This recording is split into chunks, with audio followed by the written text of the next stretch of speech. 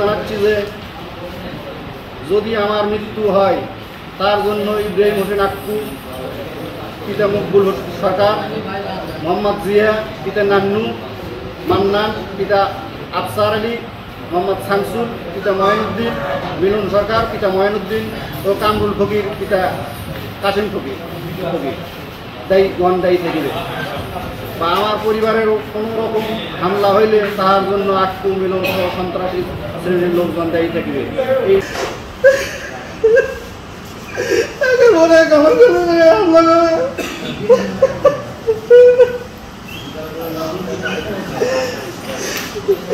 এই কোনো লোকজনের কাছে যাবো, কারোর সাথে যাবো আমার সেরকম কোনো লোকজন নাই, কোনো বড় আত্মীয় স্বজন নাই যে কারোর কাছে যাওয়ার জন্য আমার অধিকার যাবো।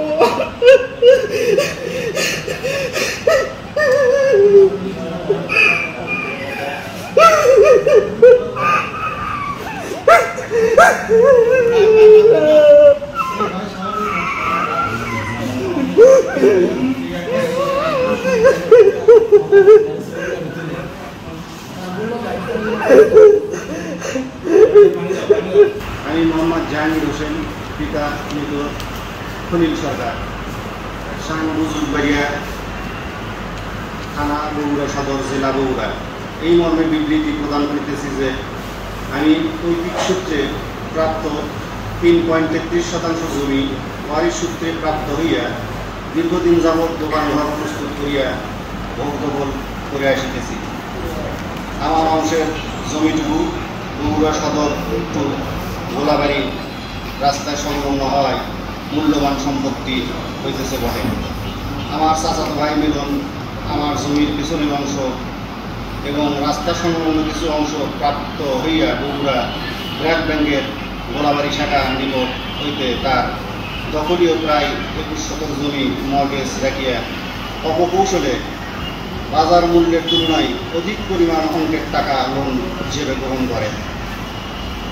তৎপর লোনের কিস্তির টাকা পরিশোধ না করায় ব্যাংক কর্তৃপক্ষ অর্থ ঋণ মামলা করিয়া একাধিকবার উক্ত জমি নিলামের মাধ্যমে বিক্রি করিবার চেষ্টা করলেও দামের স্বল্পতার কারণে বিক্রি করতে ব্যর্থ হইয়াছে। উক্ত জমিটি আমার জমির পাশে এবং আমার অংশের জমির রাস্তা সংলগ্ন 1 শতক জমি ব্র্যাক ব্যাংক বিভিন্ন সন্ত্রাসী লোকজনের মাধ্যমে দখল করিবার অপচেষ্টায় ব্যস্ত আছেন। কারণ আমার দখলের 1 শতক ফাঁকা জায়গা ব্যাংক গ্রহণ করিলে মর্গেজের কৃত জমিটির মূল্য বৃদ্ধি পাইবে। সন্ত্রাসী লোকজন উক্ত জমি ব্র্যাক ব্যাংকে দখল করিবার প্রতিশ্রুতি নিয়ে মোটা অঙ্কের টাকা হাতিয়ে নিয়েছে এবং আমাকে বিভিন্ন সময় উক্ত জমি হইতে বেদখল করিবার প্রচেষ্টায় লিপ্ত আছে। এমতাবস্থায় গত 27/7/25 তারিখে আমি আমার গাড়ি বিক্রি করিবার জন্য 2 লক্ষ টাকা বায়না হিসেবে গাড়ি ক্রেতার নিকট হইতে গ্রহণ করি। উক্ত টাকা ব্যাগে করিয়া ব্যাংকে জমা দেওয়ার উদ্দেশ্যে আমার নিজ বাড়ি হইতে বাইর হইয়া ব্যাংকে যাওয়ার পথে নালিশি তফসিল উপস্থিত হওয়া মাত্র দেখি সন্ত্রাসী লোকজন অর্থাৎ ইব্রাহিম হোসেন আক্কু, বয়স 48, পিতা মৃত মকবুল সরকার, মোহাম্মদ জিয়া, বয়স 52, পিতা নান্নু, মান্নান মিয়া, বয়স 53, পিতা আফসার, মোহাম্মদ শামসুল, বয়স 58, পিতা মঈনুদ্দিন, মোহাম্মদ মিলন সরকার, বয়স 48, পিতা মঈনুদ্দিন, মোহাম্মদ কামরুল ফকির, বয়স 47, পিতা মৃত কাসিম ফকির অস্ত্র শস্ত্র লইয়া উক্ত জমিতে হইচই করিতেছে।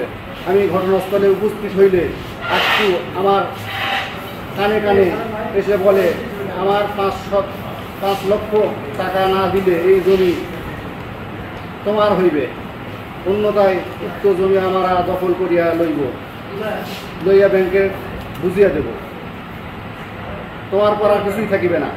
বর্তমানে আইন আদালতে গিয়ে আমার বিরুদ্ধে কোনো প্রতিকার পাইবে না। তারপর আমার নিকট থাকা ব্যাগ সহ 2 লক্ষ টাকা শামসুল ছিনিয়ে নেয় এবং শামসুল আমাকে ধাক্কা দিয়ে মাটিতে ফেলিয়ে দিলে হত্যার উদ্দেশ্যে মিলন গলা চাপিয়ে ধরিয়া শ্বাসরোধ করিবার হত্যা চেষ্টা করে এবং আমার নিকট থাকা মোবাইল ফোন ছিনিয়ে নেয়। শামসু। আমি কোনো রকম ধাক্কা দিয়ে প্রাণ রক্ষা পাই এবং চিৎকার দিলে এলাকার লোকজন এগিয়ে আসে। তৎপর আমি তাদের বিরুদ্ধে একটি মামলা করিয়াছি, যা তদন্তাধীন আছে। এমত অবস্থায় আমি এলাকার সন্ত্রাসী লোকজনের হুমকির মুখে প্রাণের ভয়ে স্বাভাবিকভাবে চলাফেরা করিতে পারছি না। কে কখন আমাকে প্রাণে মেরে ফেলিবে তাহার কোনো নিশ্চয়তা নাই এবং আমার তফসিলভুক্ত সম্পত্তি যে কোনো মুহূর্তে সন্ত্রাসী লোকজন দখল করিয়া লইবে মর্মে আতঙ্কে জীবনযাপন করিতেছি। বর্তমানে আমি অত্র বিবৃতির মাধ্যমে দেশের জনগণ, দেশের প্রশাসন এবং দেশের বিচার বিভাগের নিকট আমি ন্যায় বিচার প্রাপ্তির জোর দাবি জানাচ্ছি।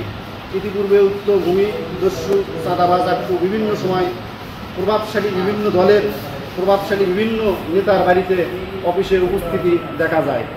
এই ঘটনার কয়েক বছর পূর্বে এই আক্রু, মিলন, শামসু, মান্নান অন্য আরেক দল সন্ত্রাসী আমার বাড়িতে পাঠিয়ে দেয়।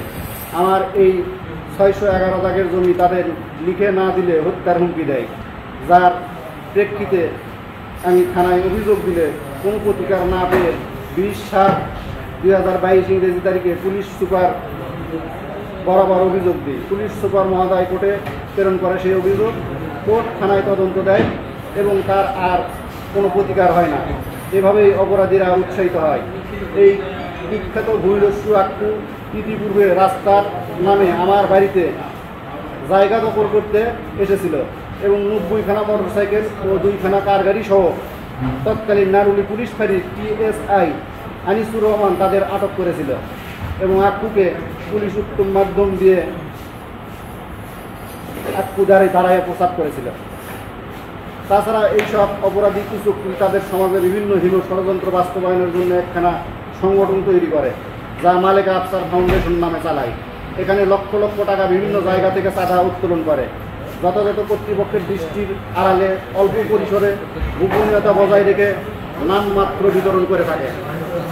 অবশিষ্ট সিংহভাগ অর্থ এইসব হীন ষড়যন্ত্র বাস্তবায়নের জন্য ব্যয় করে থাকে এবং বিভিন্ন অপরাধ করার সংঘবদ্ধ ও বিশ্বস্ত থাকার চেষ্টায় বিবাদীগণ একে অন্যের সাথে একাধিক সম্পর্কিত, যেমন মান্নান এবং মিলনের সম্পর্ক তারা চাচাতো ভাই, আবার আপন বিয়ে এবং বোন জামাই, আবার ছোট ভাইয়ের ভাইরা। তাই তারা কুচক্রী ও আইন শৃঙ্খলার তোয়াক্কা করে না। করধন লোভী চাঁদাবাজ হয়ে উঠেছে। বিগত কিছু বছর পূর্বে বগুড়া সাতমাথা তাদের বিরুদ্ধে অপকর্মের বিরুদ্ধে মানববন্ধনও হয়েছিল এবং হামলা হইলে তার জন্য সন্ত্রাসী লোকজনকে আইনের আওতায় আনার জন্য জোর দাবি জানাচ্ছি। সকলকে ধন্যবাদ জানিয়ে আমার আজকের এই বিবৃতি সমাপ্ত করিতেছি। ধন্যবাদ।